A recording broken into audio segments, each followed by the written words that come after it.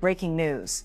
In a dramatic turn of events, rapper Ice Cube has emerged as a key witness in the ongoing trial of Sean Diddy Combs.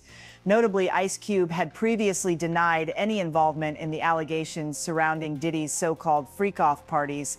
During the court proceedings, Ice Cube presented a series of what are described as pivotal pieces of evidence as Diddy faces serious charges that could potentially lead to a life sentence. 7 minutes of cold-blooded truth in Ice Cube's USB. Enough to lock Diddy away forever and make Hollywood tremble. 3 decades of silence, shattered in 7 minutes. Ice Cube stormed into the courtroom like a man delivering judgment, clutching a folder sealed tight with years of secrets. He didn't come to perform. He came to end it. He was the witness, the voice for those forced to stay silent. I've seen things I couldn't speak on until now. Ice Cube locked eyes with Diddy, the man who once ruled American music, now just a defendant. The room froze. Not a soul moved. Cassie Ventura, Justin Bieber, and now Ice Cube, one by one, they stepped into the light. But it was Cube's testimony that turned the trial upside down, a list of names who attended the parties, backroom deals, agreements, trading silence for million-dollar contracts. All of it started to unravel. No way out. No more silence. No more NDAs to hide behind. Just the truth. Raw, ugly, undeniable. And if you think Ice Cube is the last one brave enough to stand up, brace yourself. Leaked sources say at least 3 more heavyweights are ready to come forward, and one of them is a Grammy-winning female artist, once called Diddy's little sister. The whole truth, uncut, unfiltered, is spilling out in this video. Think you know it all? You haven't seen anything yet.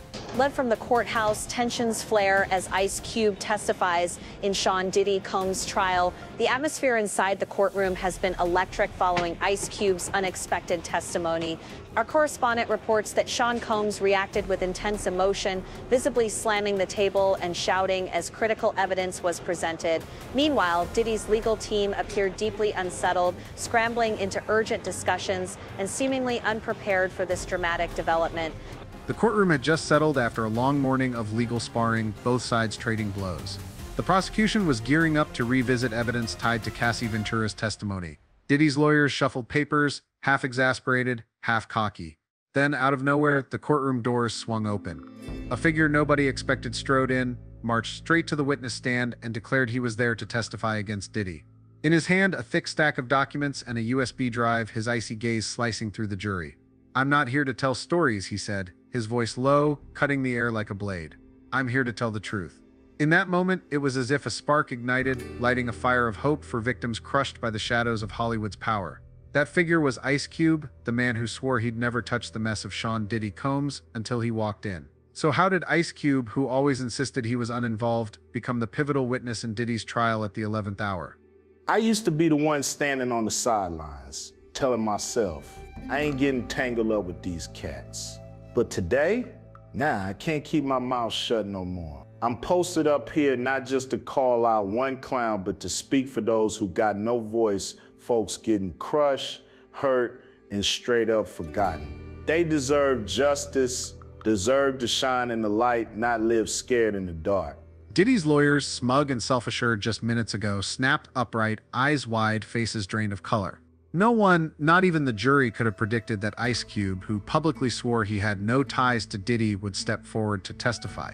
He didn't just back Cassie Ventura. He unleashed a horrifying truth, a brutal power network in the entertainment industry, where artists are turned into puppets, their wills broken, their lives destroyed for daring to resist.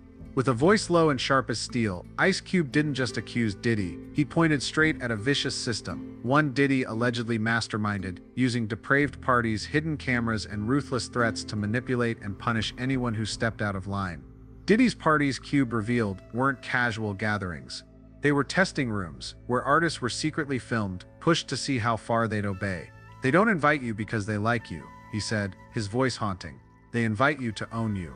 He exposed Diddy not just as a participant, but as a key orchestrator, wielding covert footage, secret files, and dirty deals to ensure anyone who defied him would be crushed. I believed I had seen every dark corner of the entertainment industry. Yet, Jamie's story, it shook me to my core and opened my eyes. One of the most heartbreaking stories Ice Cube shared was about Jamie Foxx, a talent who stunned the world with his role in Ray. They saw him shine and they decided to snuff it out, Cube said, his voice catching. Jamie was pulled into the system at the peak of his career. Invitations to Diddy's parties weren't networking opportunities, they were summons to a dark world where hidden cameras captured every moment, from forced smiles to lost control. Jamie quickly learned the cost of fame, twisted demands, veiled threats, and deals that forced him to play by the rules or lose everything. When Jamie tried to pull back, the system struck with merciless cruelty. Major roles vanished overnight. Tabloids spread vicious rumors branding him difficult or unstable. They didn't just steal his career, Cube stressed, his eyes burning with fury. They wanted to erase who he was, crush his spirit, make him feel worthless. The brutality peaked in 2023 when Jamie was suddenly hospitalized for an unexpected medical event. Ice Cube locked eyes with the jury, his voice sharp as a blade. You think it's just chance? A healthy man, at the peak of his game, drops out of nowhere right after asking tough questions? That ain't illness. That's a warning from those who wanted him silenced or gone for good. He recalled a night in 2018 in a Los Angeles studio when Jamie confided, his voice trembling with fear, "Cube, they treat you like family, but only if you bow down. If you don't, they make you disappear. Not just your career, but you." Those words, like a knife, carved deep into Ice Cube's mind, leaving a scar that never faded. Diddy didn't move solo. He's a cog in a ruthless machine where money and power pull every string. This system's been running forever, deciding who thrives in this game and who gets erased. That network doesn't just crush careers, it destroys souls, leaving unimaginable pain for anyone bold enough to stand against it. Ice Cube didn't stop with Jamie. He named Oprah Winfrey and Quincy Jones as the power brokers in this system, the ones pulling strings from the shadows, weaving a web of control. According to Cube, Oprah personally called Jamie right before the Oscars, not to congratulate, but to command, comply, or pay the price. She led Jamie to Quincy Jones, whom Cube described as the real kingpin, a man who didn't just produce music, but manufactured fear. "Quincy holds every secret," Cube said, his voice haunting. "He decides who rises, who falls. He's not just a producer, he's a ruler, a gatekeeper of hell." At a meeting in Quincy's mansion, Jamie was trained to accept the unspoken rules. Ice Cube stressed, Jamie had no choice but to fall in line. They didn't offer a deal. They gave an order. Play by our rules or you're done. That's no empty threat. It's a brutal system where anyone who dares stand up pays with everything, even their life. To bolster his testimony, Ice Cube presented a 7-minute video from a 2016 Miami party, secretly recorded by a former Bad Boy Records employee. When the footage played on the courtroom screen, the room plunged into a nightmare. Dim red lights cast an eerie glow on familiar faces from the entertainment world, stumbling through a haze of liquor and drugs. A young woman, eyes vacant, was led into a closed room by strangers. In the corner, Diddy stood, his smile cold and predatory, watching his prey trapped. The hidden camera captured it all: forced smiles, moments of lost control, filthy deals.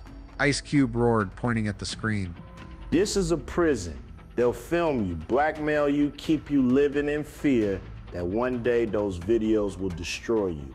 Ice Cube didn't just talk about Jamie or Cassie. He spoke of dozens of other victims, young artists, men and women, ensnared in this vicious web. A young man promised a big role, only to wake up to a secretly recorded video of himself, incoherent, with threats to leak it if he dared resist. A rising female singer forced to attend parties to keep the peace with Diddy, only to quit when the psychological toll became unbearable. "They don't just destroy careers," Cube said, his voice thick with emotion. "They destroy people. They steal your dreams, your dignity, your will to live. They turn you into a walking shell, existing only to serve their interests."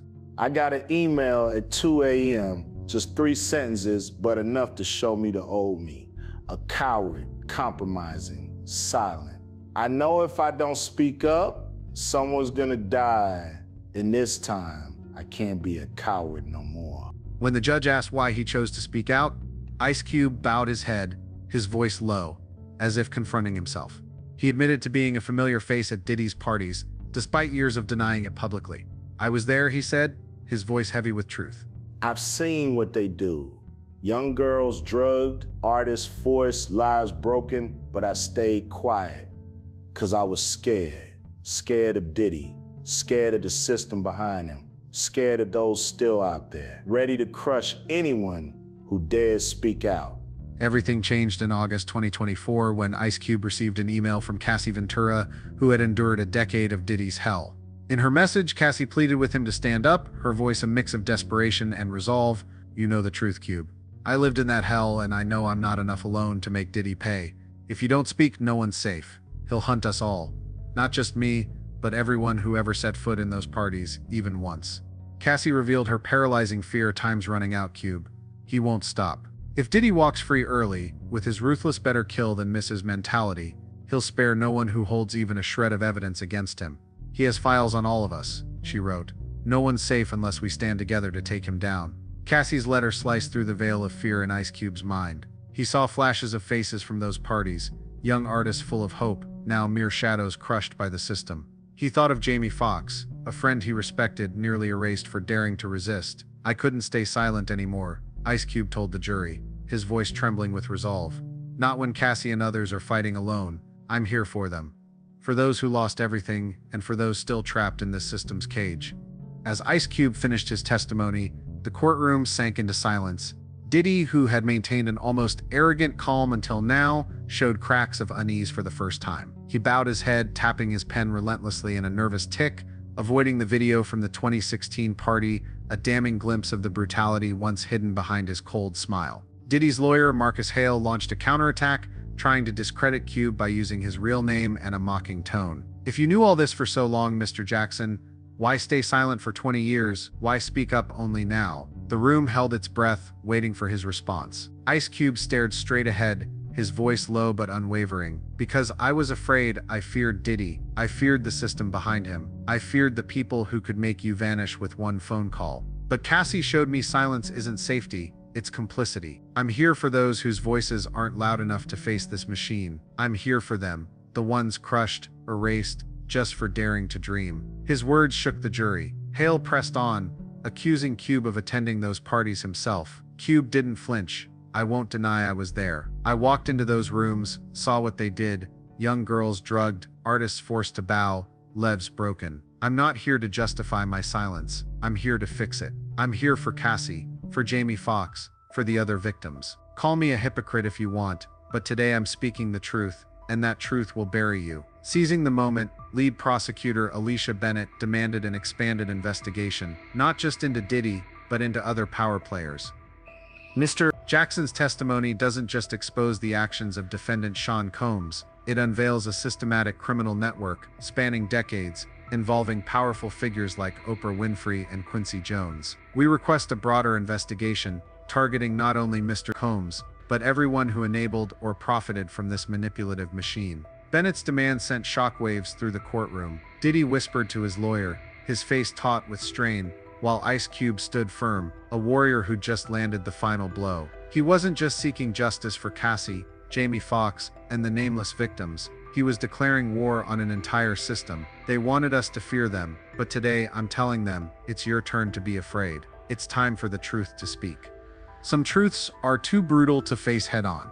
Some power systems thrive on fear, threats, and silent deals. But no matter how cleverly they're hidden, the light of truth will eventually break through, and when it does, silence stops being a refuge. It becomes proof of complicity. Ice Cube's walk into that courtroom wasn't just a dramatic moment of justice, it was a profound reminder of the value of courage. Courage to confront your own past, to admit what you once dodged, to stand up for those without a voice. In today's world, we're often taught to stay quiet for safety, to play nice, to keep our place, our jobs, our reputations. But that culture of silence shields evil, numbs compassion, and enables countless souls to be wounded in the shadows. A toxic system can't survive without the silence of the many. Ice Cube was once silent, like so many others. But he showed us a vital truth. Silence doesn't erase guilt. It only delays the consequences. And at some point, when you see the wreckage, shattered lives, crushed spirits, dreams ground to dust, you face two choices: keep turning away and live with the torment, or stand up, speak the truth, and pay the price of conscience. Speaking the truth isn't easy. You might be called a hypocrite, grilled for years of silence, scrutinized for every word and deed, but as Ice Cube said, I'm not here to justify, I'm here to fix. That's the truest courage, not being flawless, but daring to make things right. The deepest lesson from this story is this: never underestimate the power of one person who dares to tell the truth, even if they're late. A truth revealed late is better than one buried forever. Each of us, at some point, will stand at the edge of silence or justice. When that moment comes, remember the silence of good people is what feeds evil most. The truth may cost you dearly, but it gives back something priceless, a clear conscience and the strength to face the world with your head held high. When Ice Cube walked out of the courtroom, he didn't look back. He didn't need the flash of cameras or the roar of the press. He'd done what millions across America were waiting for, stood up for justice, for Cassie, for Jamie, and for countless nameless victims. Late as it was, Ice Cube chose the path of courage, shattering silence to confront a brutal system. His story is a spark of hope. No power is untouchable. Whether you're a music mogul, a legendary producer, or a power broker, the law will come for you. And sometimes, all it takes is one voice, like Ice Cube's, ignited by Cassie's bravery, to unleash a storm that changes everything. This isn't just a story about a trial. It's about the power of standing up, about believing that justice, however delayed, will always find its way,